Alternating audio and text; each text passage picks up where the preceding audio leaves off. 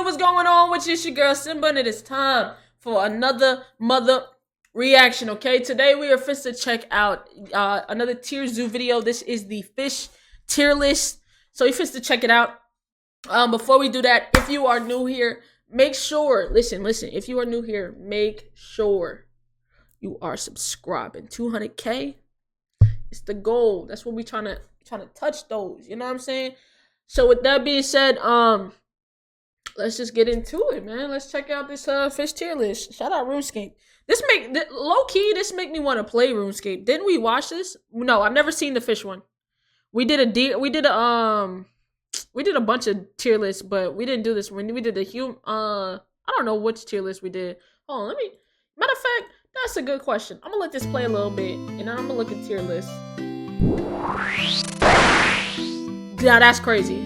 Did it just spit water?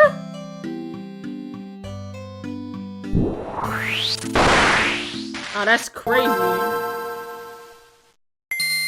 This video was made in partnership with CuriosityStream. Fish are one of the most diverse factions in the entire game. Nah, bird and lizard. Extremely popular among both. We only did the bird and lizard tier list. We didn't do hold on. I don't think we. Yeah. Ice Age tier list, lizard tier list, are humans OP, underrated animals. Yeah, we didn't do the fish tier list. Both casual and competitive players, and make up the vast majority of the aquatic player base.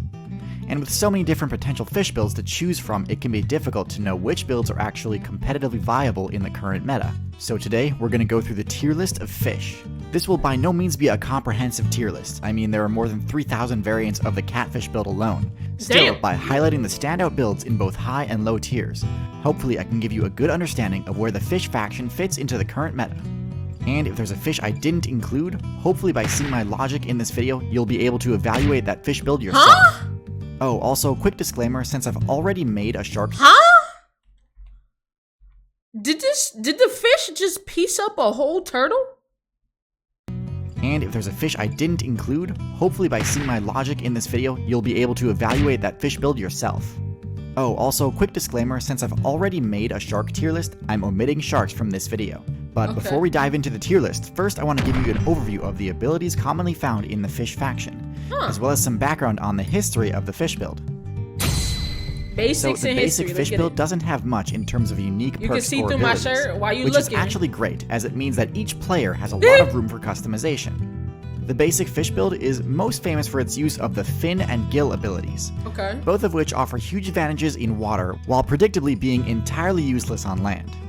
Back during the Devonian expansion, long before the vertebrate faction had unlocked terrestrial builds, fish were the top tier build in the game, having a crushing matchup against the top arthropods, their main competitors. In today's meta though, fish have to compete with a lot more than just arthropods, and typically place below the top marine builds like cetaceans and cephalopods. And with the nerfs to the Plagiderm armor ability that fish used to have access to, fish have had to get creative with their game strategies in order to survive the current meta. Now let's get into the tier list to see which strategies and abilities are worth speccing into if you're a fish player. Seahorse? Seahorses are an extremely strange build with the lowest mobility stat of any fish in the game. This mobility stat is due entirely to their strange choice to spec into the prehensile tail ability at the cost of all but one of their fins. Now, don't get me wrong, the prehensile tail ability can be extremely useful, especially for arboreal builds that use them to tether themselves to trees while keeping their hands and legs free for foraging. For a marine build though, I think there are better choices available. All the prehensile tail does is allow the seahorse to anchor itself to plants and rocks, preventing itself from getting tossed around by the current, which again it wouldn't need to do if it didn't lack fins. Now, they do have pretty solid armor, which You know what? I didn't think about that, bro. I didn't think about that. Fish, I mean, seahorse really don't have, like, they just have that shit on the, they don't have fucking fins. I don't even know how they be moving. It just seemed like they floating. Listen, on God, bro.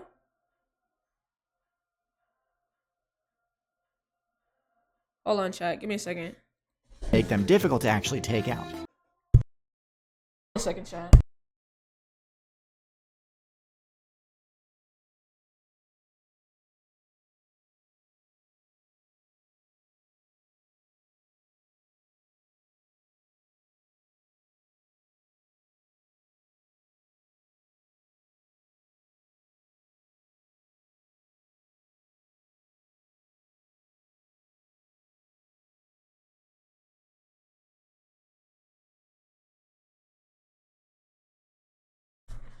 My bad, chat. But their extreme lack of mobility means the Seahorse cannot dodge attacks.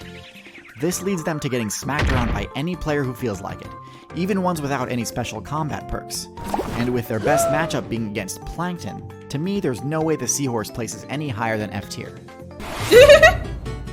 Put that boy F tier. Also in F tier we have the Ocean Sunfish.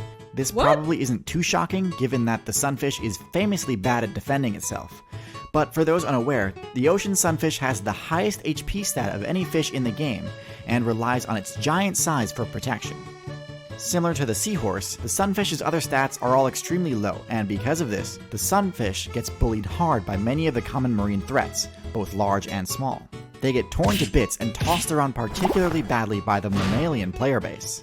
Sea lions and orcas— Why do they look like that? Hold on. I see it. I killed it, chat. Fucking bitch ass gnat. Bitch ass gnat. Nah, what does it look like? Look at how it's built, bruh. This fish kind of particularly badly by the mammalian player base. Sea lions and orcas in particular love flexing their superiority over the largest fish build in the game. But the Sunfish has another huge weakness: parasites. That fish kind of ugly, I ain't gonna cap. See, the Sunfish has soft, mucus-coated skin instead of the scales traditionally used by fish players. This makes the Sunfish more vulnerable to parasites, which unfortunately means that even the best Sunfish mains have to play while suffering from a wide variety of debuffs from parasite infestations. Ew. The Sunfish players often solicit the help of support mains like the wrasse and shrimp to help cleanse themselves, and may even sit at the water's surface to give bird mains the chance to attack the parasites. The gigantism strategy is usually a pretty reliable strategy for avoiding attacks. Elephants, whales, hippos, and rhinos are generally safe from attacks once they reach their max size. However, I think in order to make the strategy work, you need to actually be able to strike back to discourage repeated attacks. Otherwise, you're kinda just a damage sponge and will have your HP slowly whittled down, as we often see happen to the Sunfish mains. So because of all these vulnerabilities and over-reliance on support players for help, I have to place the Ocean Sunfish in F tier. The Flying Fish is a build with an extremely unique playstyle centered around maximizing mobility. By putting a huge amount of evolution points into their fin trait and mobility I've never seen this fish. They've actually gained the ability to glide through the air for surprising— What the fuck is that? Y'all seen this? Have y'all seen this fish? Am I bugging? Like I've never seen this fish a day in my life. Long distances.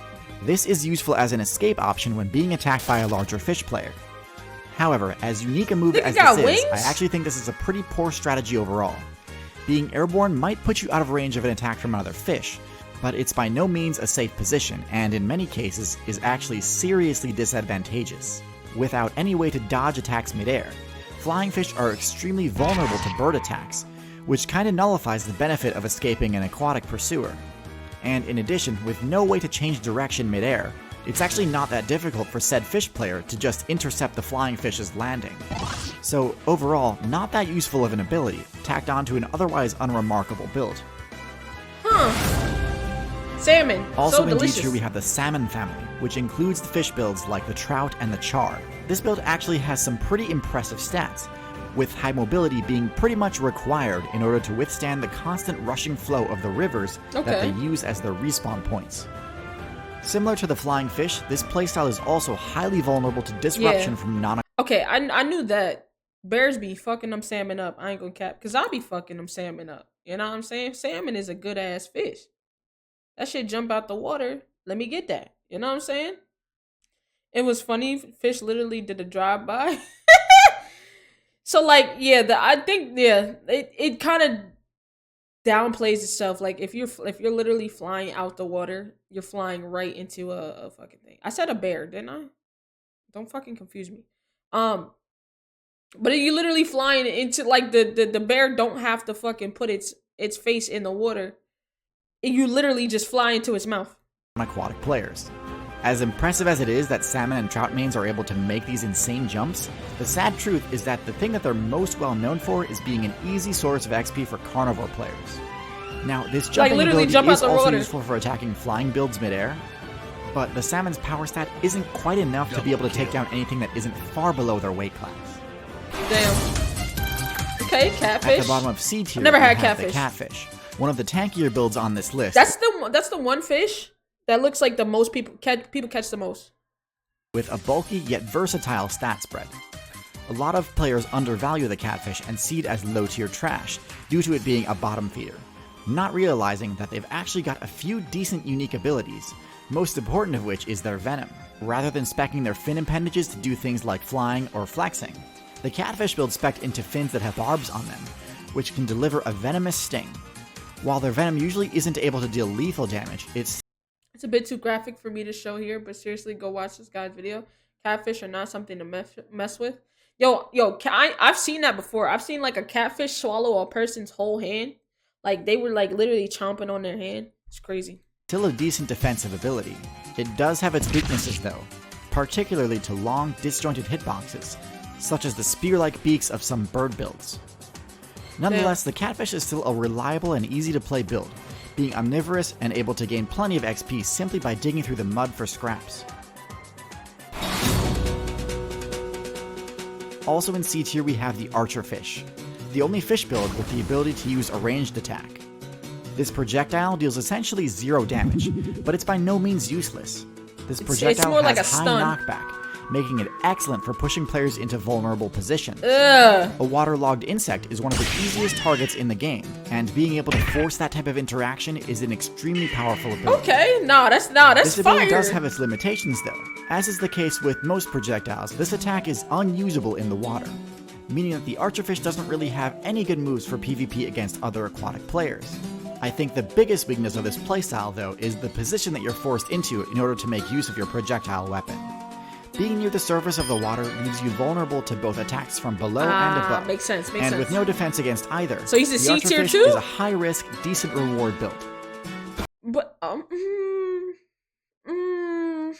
fish spat on the nigga. Facts, nigga used a water gun. But here's my thing, right? If he I feel like that should be like, well, it is a C tier. But like this nigga got a weapon like them other fish don't really got. You know? I don't know. Maybe I'm bugging. In B tier, we have the builds that are generally solid picks, but lack any truly overpowered abilities. First is the bass, the poster child for the phrase, big fish in a small pond. With solid stats and the ability to grow larger than most other freshwater lake fish, the bass can easily dominate their local scene, even to the point of depleting the area of resources by gobbling them all up. Their generalist nature and large jaws mean they can prey upon just about anything from smaller fish to crustaceans to even builds like frogs and alligators. While there's not that much that's flashy or unique about this strategy, there's no denying that the bass is a consistent threat in the pond meta, and I consider them the gatekeepers of the higher tiers. Also in B tier we have the fish faction's premier support class, the Cleaner Ross. The Cleaner Ross specializes in cleansing larger fish players of parasites, providing an extremely useful service in the form of removing debuffs from any fish player in need, similar to the oxpecker on land. Parasites are a major threat to fish players, so it's no surprise that oftentimes even top-tier builds like sharks will add Cleaner Ross players to their party. Nah, that's Ross fire. do have to rely on their reputation to protect them though, and while betrayals during cleansing sessions are rare, swimming into a mouthful of dagger-like teeth is not without risk. Nah, that's crazy. Nah, I think that's just because, like, think about it. The fish know not to eat certain fish because the fish is literally helping them and getting rid of the parasites.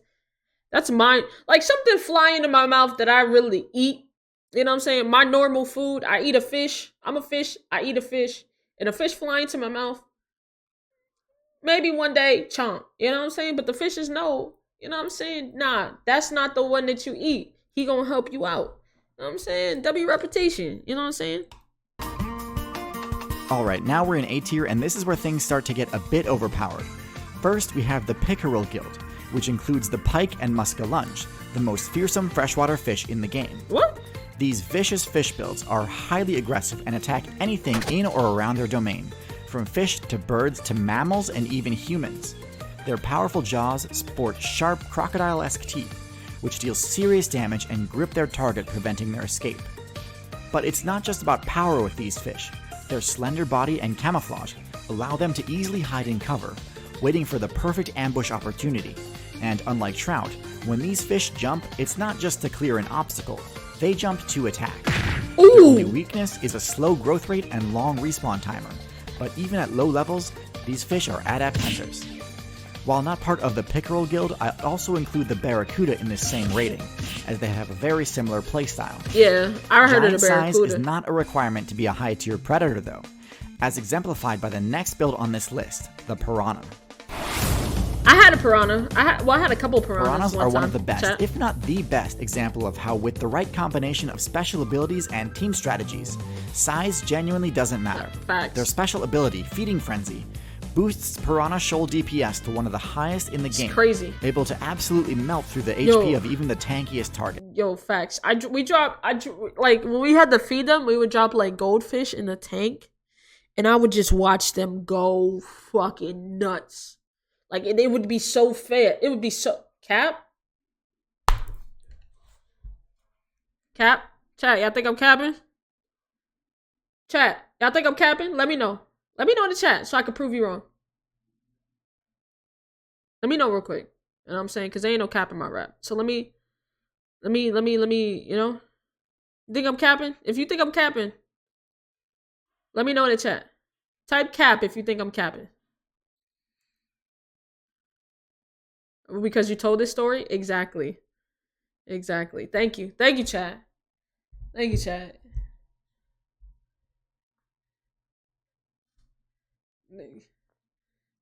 Thank you, chat.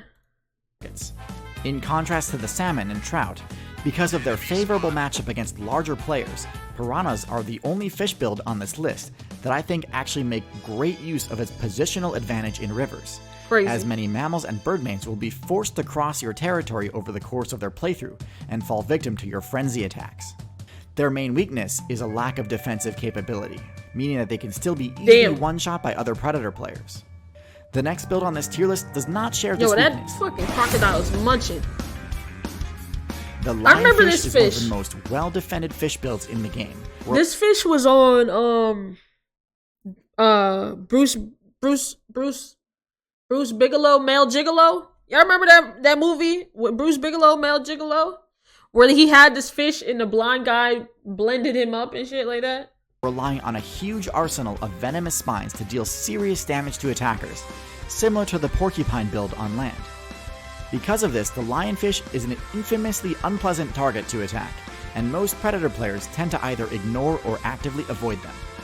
Let me kill you, please. Stats are quite low, this certainly hasn't stopped them from rising to dominance in their home server of the Indo-Pacific. Lionfish are also generalists, who gobble up anything that their low mobility stat allows them to catch, which can quickly deplete a server of its resources. And because of their quick respawn rate, lionfish have rapidly spread to other ocean servers without much pushback, at least until they reach the tropical Atlantic.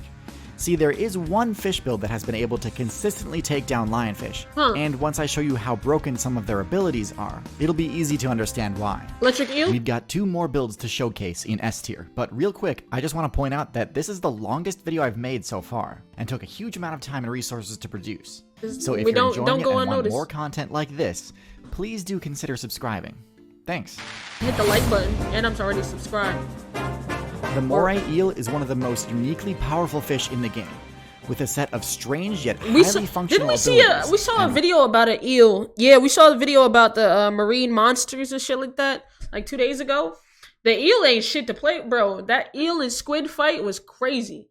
Eels ain't no joke, bro. Well-placed base stat allocations. So first, their stats. While the highest aquatic power rating falls to sharks and whales, a close runner-up is the moray. Their teeth resemble broken glass and can do similarly brutal damage in combat. Their mobility is surprisingly high for a fish that lacks pectoral and pelvic fins, but in addition to having great maneuverability in the tight spaces of a reef, they're capable of some pretty impressive bursts of speed too. Their stealth may seem low due to their vibrant coloring, But honestly, bright colors are everywhere in reef servers, so they don't stick out too much. In fact, their ability to contort and fit into crevices and other tight spaces gives them a pretty huge advantage for ambushing other players. Where things get interesting though is with their defense. The moray has a slime-based special ability, which serves multiple defensive purposes. Fire! It protects them from taking abrasion and puncture damage while passing through sharp coral and jagged spaces within the reef. Okay. But perhaps more surprisingly, it's great at deflecting damage from things like teeth and spikes. Okay. Not only does this give them a great matchup against sharks, but it also makes them one of the only builds in the game capable of taking down the lionfish. This excellent matchup spread makes placing the moray eel in S tier an easy decision. Billfish? The final build on this tier list is the Billfish. This includes the marlin, swordfish, and sailfish, all of which have similar playstyles. This group is top tier for two reasons. First is that they have the highest swim speed in the game, beating out not just all other fish, but also mammals and birds. In addition to having unmatched speed, their large dorsal fins allow them to make tighter turns than most fish too, making them extremely good at chasing down prey. Their most unique trait, however, is their bill, one of the strangest offensive abilities. That's crazy. Useful for both slashing and stabbing. This attack is one of the few in the game able to hit multiple targets. These niggas just flying up to the fish like, on guard. You think, on guard. On guard. Fight me. On guard. Shall we have a duel? Shall we have a sword fight? He got hair. Oh god. This makes it excellent for countering the ubiquitous safety in numbers strategy many fish players adopt. And since the billfish hunt in packs, they can rack up insane kill counts, rivaling the hunting prowess of even a pot of dolphins. With busted stats and a signature move that's both flashy and downright broken, to me there's no question that the billfish is the most overpowered fish build in the game. Regardless of where your favorite fish build falls on the tier list, one thing's for sure. Adaptation is key to survivability in the current meta, and it's important to always be exploring new strategies to stay ahead of the curve.